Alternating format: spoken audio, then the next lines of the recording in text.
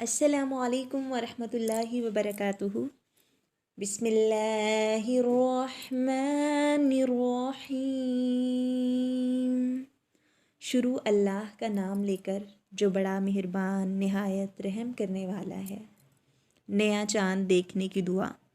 حضرت طلحہ بن عبید اللہ رضی اللہ تعالیٰ عنہ سے روایت ہے کہ رسول اللہ صلی اللہ علیہ وآلہ وسلم جب چاند دیکھتے تو کہتے تھے، اللہم اہلہ علینا بالامن والایمان والسلامت والاسلام ربی وربک اللہ۔ اے اللہ، اس چاند کو ہم پر امن و ایمان اور سلامتی و اسلام والا بنا۔